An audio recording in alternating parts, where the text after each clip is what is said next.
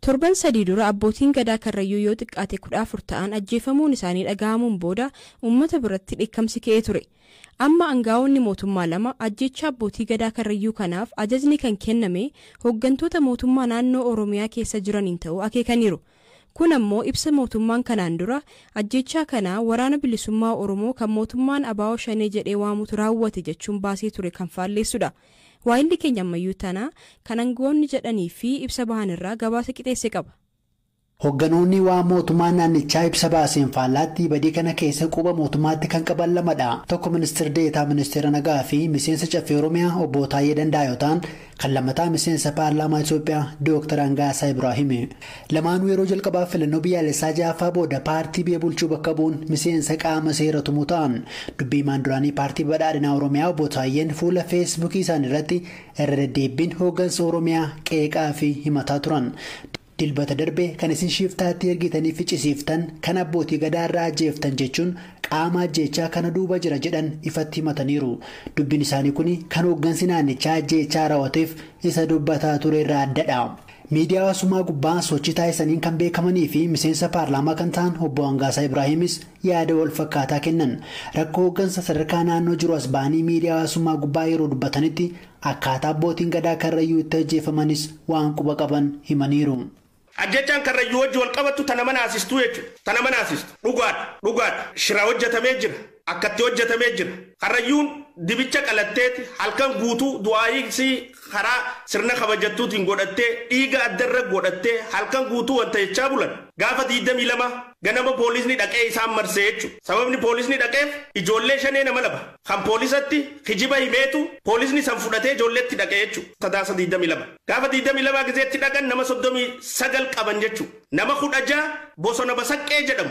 Geessaniiti jilbiiffachiisanii naasuu malee ajjeesan jechuudha. Eega qabamee namni maaf ajjeefama? Hidhuun osoo danda'amu, mana murtii dhiyeessuun osoo danda'amu, sababni ajjeefamuuf maal? Nam 16 jechuudha. Dhugaan tanuma. Lamaatu kana keessaa bahe kan ajjeefamin.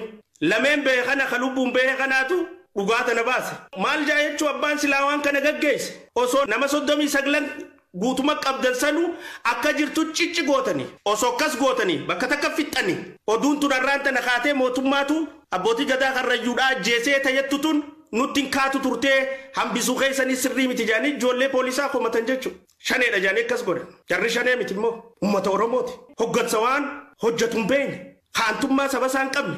Dhugaadhaan hooggansa mataarra taa'ee akka kana hojjeturra qabsaa'u baannaan rabbiinuu na gaafataa jechuudha. Dubbiin qondaaltota lamaanii keessumaa kanneen ajjechaa jalaa miliqan irraa inni odeeffatu isaanii Dr. Angaasaan dubbatan odeeffannoo BBC nama dura yeroo ajjechaan abbootii gadaa Karrayyuu irratti gabaasa hojjetu argateen wal sima.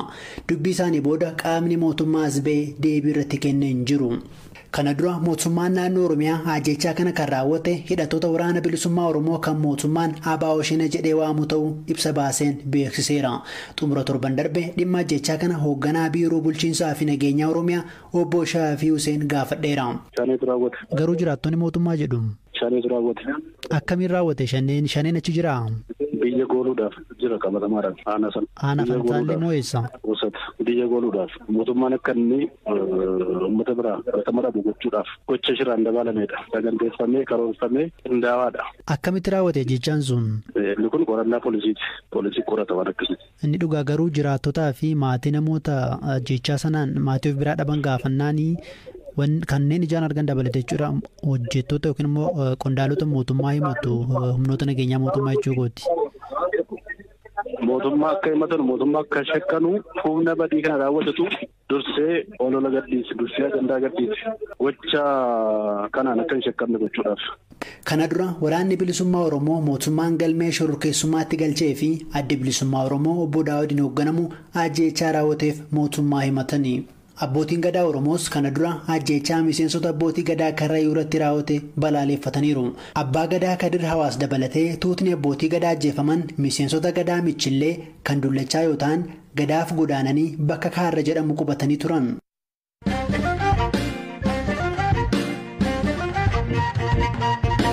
Gabaasa keenya isa xumuraarra geenyerraa hojiiwwan aartii akka muuziqaa fi fiilmiitiin miidhaa fi miira waraanaa ibsachuun kan baramedha.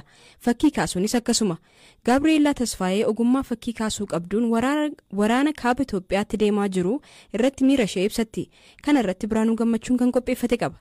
Walwaraansa Itoophiyaa keessatti waggaa tokko ol lakkoofsiseen hedduun qaama irratanii kaan ammoo qoor qalbii cabaniiru. Miira waraanni kun hawaasa keessatti uume namoota hojii artiin ibsan keessaa tokko Gaabreelaa Tasfaayeeti. Dhalattuu Tigraay kan taatee fi yeroo ammaa Ameerikaa kan jiraattu Gaabreelaa Tasfaayee ogummaa fakkii kaasuu qabduun miira waraana Itoophiyaa keessatti deemaa jiru gabaastuu BBC kan Ameerikaa jirtu Barbaraa Asher waliin turtii gabaabaa taasifteetti. Maaliif burusha ittiin fakkii kaastu akka fudhatteen jalqabdi? Miira hundaa ibsuudhaaf nan yaala. Hunda keenyatti dhukkubbiin nutti dhagahamaa jiru ni jira. Keessattuu anatti dhukkubbiin natti dhagahamu jira.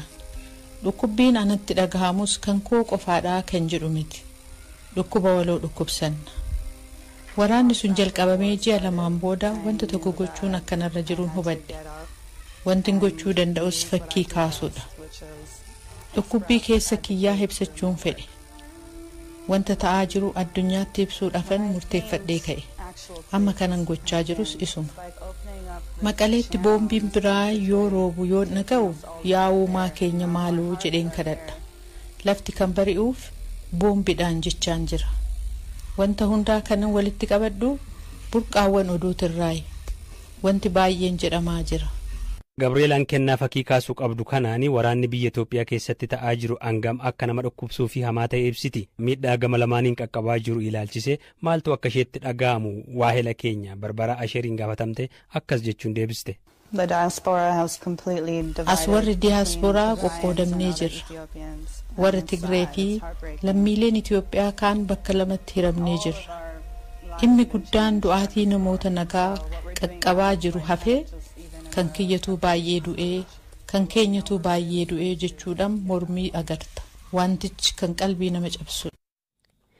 Egaan dhaggeeffattoota keenyaa sagantaa keenya roobii galgalaaf qixeeffanne kanumaan xumurreerraa borodeessaalee biroo walitti deebinaa nagaan bulaa.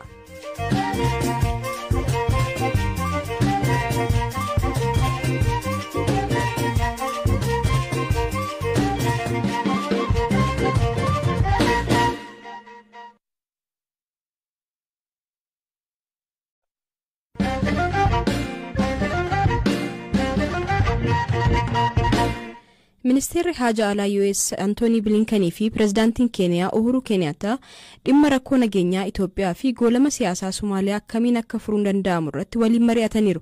Antoonii Bilinkan Uhuru waliin dhimmoota waloo ta'anii fi dhimma naannawaa gaanfa Afrikaa fi ba'a Afrikaa irrattis mari'ataniiru. Zalaalam Taaddasan gabaasa dabalataa qaba.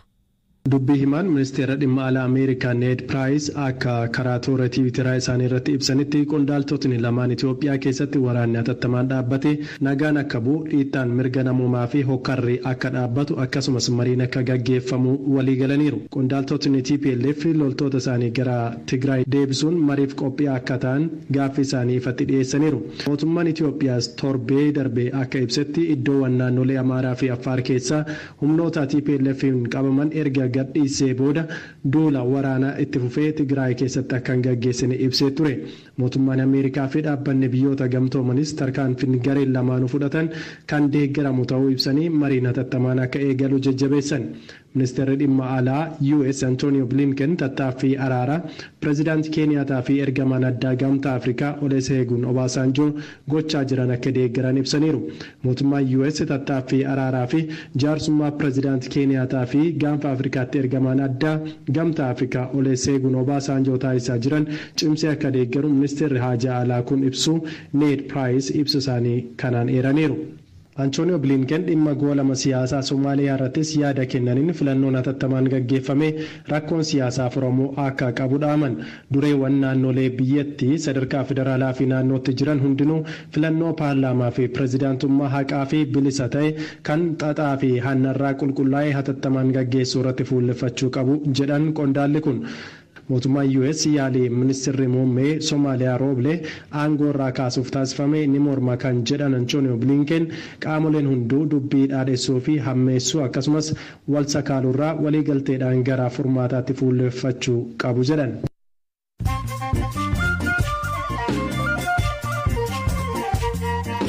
Dhaggeeffattoota keenya amma immoo odeessaalee gaggabaaboon simbiraan ga'a. Manni maree bakka bu'oota uummataa wixinee labsii koomishinii marii biyyaalessaa hundeessuuf dhiyaate sagalee mormii 13 fi sagalee dhorkannaa tokkoon sagalee caalmaan raggaasise. Koomishiniin kun namoota walaba ta'aniin ijaaramee dhiibbaa mootummaan alatti qajeelfama mataa isaatiin marii biyyaalessaa rakkoolee siyaasaa Itoophiyaa barootaaf turaniif furmaata ni uuma jechuun mootummaan ibseera. Gumiin luboota bataskaanaa kaatolikii Itoophiyaa deeggarsa namoota waraana kaaba Itoophiyaatti miidhamaniif akka ooluuf $2 miliyoona 2 akka walitti qabuuf jiran beekse. Gumiin The Catholic Bishops Conference of Ethiopia maallaqicha bataskaanota biraa dhaabbilee kaatolikii fi hordoftoota amantichaa irraa walitti qabuuf karoorfachuu ibse. Leenjisaan Arsenaal yeroo lammataaf COVID-19 waan qabameef tapha kilabichi Manchester City waliin gaafa sanbataa dhufu taphatu irratti hirmaatu.